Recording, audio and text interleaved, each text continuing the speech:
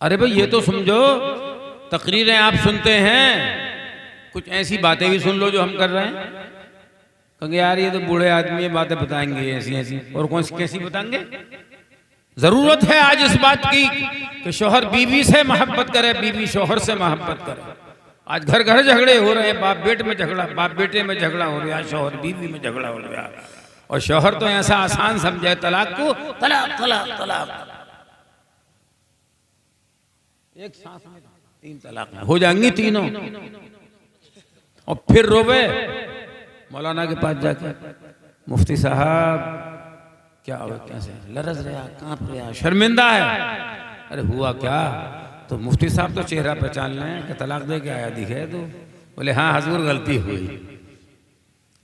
अब क्या होगा? 3 तलाक दे दिए, अब इद्दत गुजरेगी, दूसरे से निकाह होगा, फिर वो उससे मुबाशरत करेगा, वो उसकी बीवी बनकर रहेगी, कम से कम एक बार जिमा जरूरी है, फिर वो तलाक देगा, फिर इद्दत गुजरेगी, फिर जनाब तुम्हारे घर में आएगी लौट के, 9-10 महीने लग जाएंगे। दिल के फफोले जल उठे सीने के दाग से, इस घर को आग लग गई घर के चिराग से, फिर रोता फिरे तलाक देके। और वो भी कहती हैं जो नाराज हो जाती हैं बात बात पर घर में, वो भी रो रही हैं। गलती उधर भी होती है, कभी गलती इधर भी होती है। मत तुम मर्द हो, पानी पी लिया करो, गुस्से आया करो तो वजू कर लिया करो। सब तरकीबें बता जाऊंगा जो घर में झगड़े की हैं। कभी बीवी को तलाक मत देना। इस पर तो सौंठ सूंघ गए बिल्कुल, कोई कुछ न कह रहे। अरे शादी जिनकी हो गई है वो तो बोलो, बच्चों मत बोलना। जिनकी शादी हो गई है तलाक दोगे अपनी बीवी को? तुम मुफ्ती साहब को बताना कि मेरी बीवी जो है बेपर्दा रहती है, बाजारों में घूमती है, क्या करूं? तो बताएंगे मुफ्ती साहब को तलाक दे दो। क्योंकि फाहिशा औरत के लिए तलाक दी जा सकती है। शौहर नमाजी है, औरत बेनमाजी, नमाज नहीं पढ़ती, कहने से नहीं पढ़ती है तो तलाक दे दो। मगर ये थोड़ी है कि नमक के हल्का भारी होने पर ही तलाक दे रहे हो, वक्त पर रोटी न पकी तो तलाक दे रहे हो, जंगल से लाए हो तो तुम ही तो जाहिल हो, कूला सर पे लग के लाए हो, गुस्सा आ रहा है उतार रहे हो बीवी को, फोड़ा कहीं है रिस रहा है कहीं, फोड़ा कहीं और रिस रहा है कहीं, सारा गुस्सा बीवी पे उतार दिया। अल्लाह ने तुम्हें बाशऊर बनाया, इंसान बनाया, और इंसान की बड़ी अजमत है। अल्लाह ने 4 किस्में खा के फरमाया है, तीन वज़ैतून वतूर सीनीन वहज़ल बलदिल अमीन लक़द ख़लक़नल इंसान फी अहसनि तक़वीम।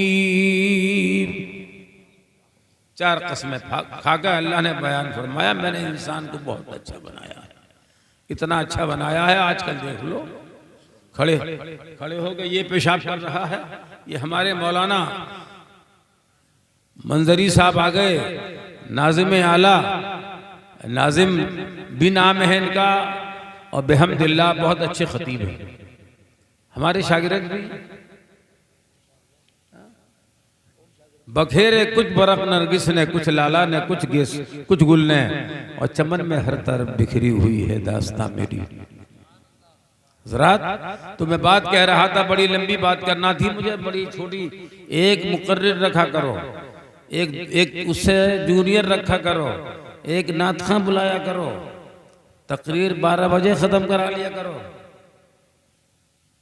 क्या करें, कादरी साहब भी कभी कभी अकेले पड़ जाते हैं और कभी स्टाफ के साथ रहते हैं, ना स्टाफ की कोई कदर कर रहा है, ना उनकी कोई कदर कर रहा है, कमा हक़ हो।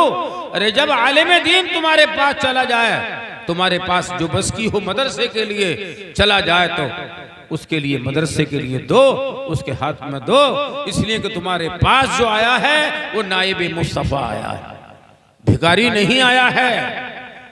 अब सुनिए, किसी शख्स ने कहा था अपनी बीवी से, जी किसी शख्स ने ना हारून रशीद ने अपनी बीवी से रात के वक्त में झड़प हो गई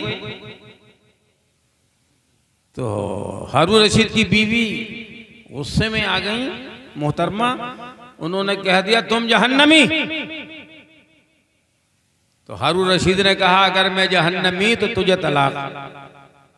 थोड़ी देर के लिए ज़हन हाजिर, इल्म की क्या जरूरत है, ये मदरसा क्यों बनाया है हमारे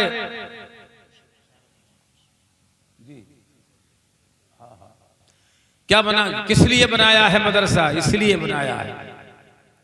देखो कह दिया, लोगों ने कहा साहब मसले पूछे हारून रशीद ने कि तलाक होगी कि नहीं होगी, होगी कि नहीं होगी, तो सब हैरान है क्या कहें। अगर मैं जहन्नमी हूं तो तुझे तलाक है जुबैदा। जवाब में सब खामोश। एक किनारे पर 10 साल का एक तालिब इल्म मदरसे का खड़ा था, सुन लेना कि मदरसों की जरूरत क्या है।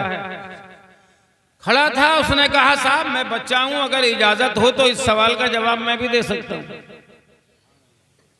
बोले अच्छा आइए साहब। बड़ी कदर के साथ बुलाया गया। हारून रशीद से कहा आप तख्त पर बैठे हैं, साइल हैं, मैं जवाब दूंगा, आप नीचे आ जाइए, मुझे ऊपर बैठने का मौका दीजिए, क्योंकि मुजीब का मर्तबा ज्यादा है, साइल का मर्तबा कम है। नीचे आइए, मुझे ऊपर जाने दीजिए। देखो इल्म ने कहां से कहां पहुंचा दिया, बादशाह को नीचे उतार दिया और इल्म वाला तख्त पर पहुंच गया। बोले क्या बात है बताओ। बोले ऐसे ऐसे ऐसे है मसला। बोले ये बताओ बादशाह मुझे एक बात बता दो, वो बच्चा कह रहा है तालिब इल्म कि तुम कभी खुदा के खौफ से डरे हो। तो हारून रशीद बोला कि खुदा के खौफ से डर के तो पब्लिक का इंसाफ करता हूं, अदल इंसाफ के दरिया बहाता हूं। खुदा के खौफ से डरता ना डरता तो 5 वक्त नमाज क्यों पढ़ता। और भी मैं गरीबों को तकसीम करता हूं, सल्तनत की खिदमत करता हूं, अल्लाह से डरता हूं। तो वो बच्चा बोला तख्त पर चढ़े होकर कि हारून रशीद तुम्हारी बीवी को तलाक नहीं हुई। अरे जरा मिलके तुम भी तो कह दो, तुम्हारे गांव में ना आएंगे यार, चले जाएंगे थोड़ी देर में इनसे मुसाफा करके कादरी साहब से, तो तुम जरा जोर से कह दो एक बार सुभान अल्लाह। बच्चा बोला कि तलाक नहीं हुई। तो जितने हाजिरीन थे बोले साहब दलील क्या है, बच्चे बताओ कि तलाक क्यों नहीं हुई। तो बच्चे ने कहा तारे न गिना दूं तो कमर नाम नहीं। मैं दलील न हदीस से दूंगा, न मैं इजमा से दूंगा, न क़यास से दूंगा, दलील खुदा के कलाम से दूंगा। बोले अच्छा साहब दलील दो। तो बच्चे ने पढ़ा अम्मा मन खाफ मक़ाम रब्बी व नहा नफ्स अनिल हवा फ़इन्नल जन्नत हियल मअवा। जो खुदा के खौफ से डरता है, नफ्स को अपने कब्जे में रखता है, तो उसका ठिकाना जन्नत है। तो लिहाजा हारून रशीद तुम तो जन्नती हो। दोस्ती होते जब तो तलाक होती तुम्हारी बीवी पर, तुम्हारी बीवी पर तलाक न हुई, दावा भी दे दिया, दलील भी दे दी। आप जानते हो वो कौन बच्चा था जिसको इमाम शाफिई कहते। इन मदरसों की इतनी जरूरत है, हाफिज बनाओ, कारी बनाओ। मेरी तकरीर का वक्त ज्यादा हो गया, मगर मैं ये कह रहा हूं लोगों, ये कारखाने हैं इमाम बनाने के, हाफिज बनाने के। भट्टे में कोयला खर्च होता है तब ईंटें पकती हैं, और मदरसे में पैसा खर्च होता है, मुदर्रिसीन को दिया जाता है, सारे खराजात किए जाते हैं। अब जलसा है, इसका भी खर्चा है। आपने सोचा होगा कि ये भी पैसे से चलेगा, मगर ऐ शहबाजपुर के गयूर मुसलमानों, नबी को खुश करने के लिए, खुदा को खुश करने के लिए, गौस को खुश करने के लिए और ख्वाजा मोइनुद्दीन को खुश करने के लिए मैं आपसे अपील कर रहा हूं कि आप जामे रज़विया के लिए और उलूम दीन इस्लामिया के लिए आप अपनी जेब खास से कुछ मदरसे के लिए अता करें। कहाँ गए वो पैसे? देखूं कौन कौन आता है। मदरसे के लिए लेने आया हूं, अपने लिए नहीं। 20 रुपए माशाल्लाह, 20 और 30, जिस पे जितने हो मदरसे के लिए हाजिर कर दो, ताकि ये उलमा गवाह हो जाएं कि या अल्लाह तेरे दीवाने तकरीर भी सुन के गए थे और तेरे मदरसे के लिए, जैसे तूने असहाबे सुफ़ा एक मदरसा बनाया था, तेरे मुस्तफ़ा के गुलामों और उम्मतियों ने भी मदरसा बनाया है। या अल्लाह उनको बख्श दे, तो अल्लाह उनको बख्श दे, तो अल्लाह ऐलान फरमा देगा कि जितने जितने आए और दिए, जिसने दिए उलमा के सामने दिए, जाओ तुम गवाह हो जाओ फरिश्तों, मैंने उन सबको बख्श दिया। तो अगर बख्शिश चाहते हो तो मेरे भाइयों, जो भी तुम्हारे बस का है, मदरसे के लिए, अल्लाह के लिए, रजा के लिए, खातून जन्नत की रजा के लिए, औरतें भी अपने पास से इकट्ठा करके भेजें, एक को मुकर्रर कर लें। उनकी जेबें भी गर्म रहती हैं, वहाँ शॉपिंग करने जाती हैं, मगर यहाँ की नहीं। शहर की औरतें शौहरों को छोड़ देती हैं और बाजारों में जाती हैं। कितना पैसा खर्च होता है। एक जगह तो मगरिब के वक्त नमाज हो रही है और पटाखे लोग छोड़ रहे हैं, और ईशा के वक्त तक पटाखे छोड़ते रहे। नाम हो रहा है कि फूफा ने इतने हजार के पटाखे फूंक दिए और इतनी माल में आग लगा दिया कि शर्म नहीं आती। अरे अगर देना है तो खुदा के घर के लिए दो, रसूल खुदा के घर के लिए दो, खानका के लिए दो। जी लो, अब चुप गए, मैं चुप गया तो सब चुप गए। और कोई रह गया? सब आ गए मेरे ख्याल से। देखिए हमारे हाफिज साहब दे रहे हैं 100 रुपए। देखो जाने की बात नहीं है, अब चंदा कर रहा हूं मैं तुम्हारे लिए, दुआ करूंगा तुम्हारे लिए, बख्शिश की दुआ अल्लाह से नमाजी बनवाऊंगा। अभी कहाँ जा रहे हो? लेने जा रहे हो पैसे?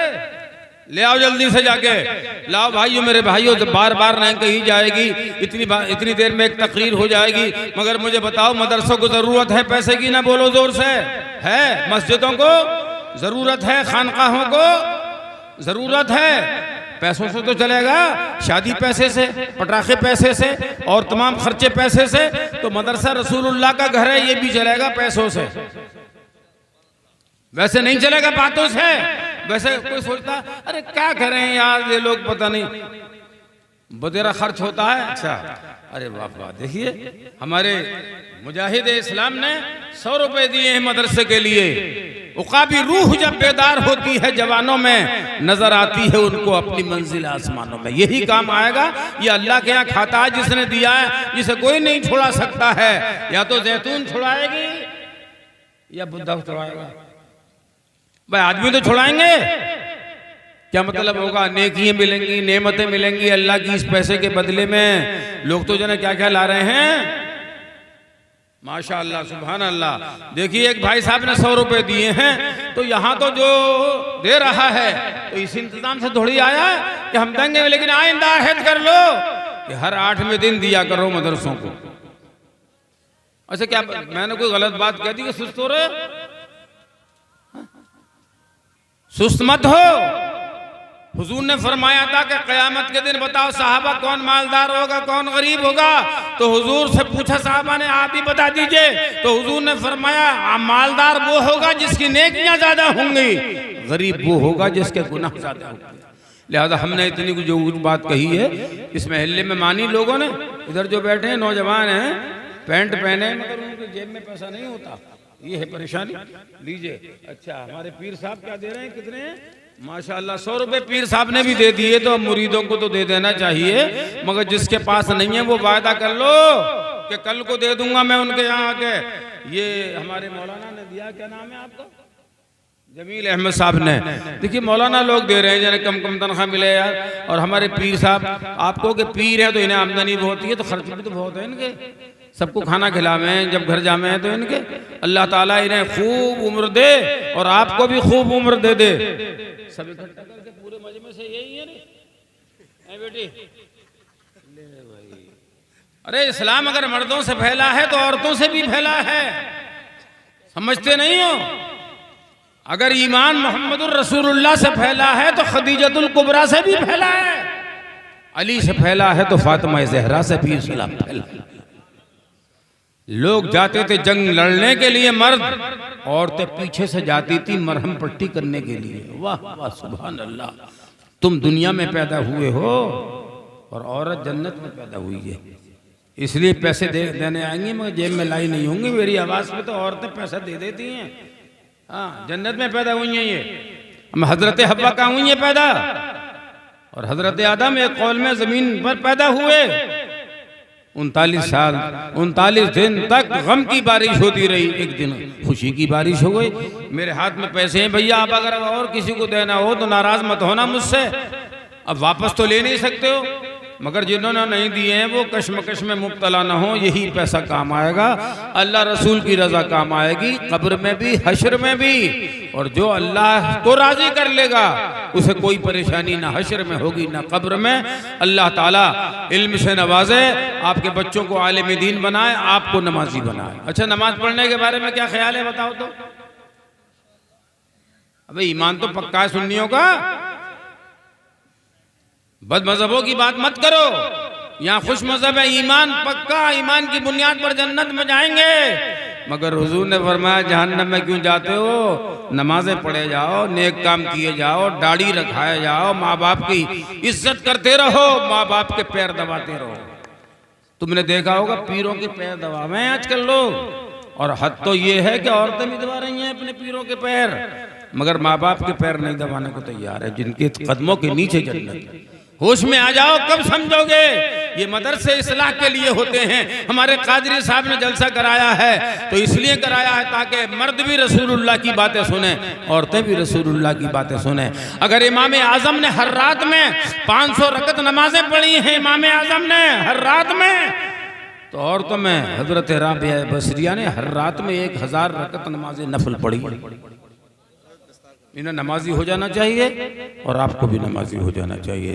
मस्जिदें खाली नहीं रहनी चाहिए। दस्तारबंदी हो रही है, दस्तारबंदी में जिन जिन के बेटे हाफिज कुरान या कारी कुरान होते हैं उनके ज़िम्मे में है कि वो मदरसे को ख़ास तौर पर दें और उसकी खिदमत करें। आमीन व आखिर दावाना अनिल हम्दुलिल्लाहि रब्बिल आलमीन। देखो भाई, कोई जाएगा नहीं,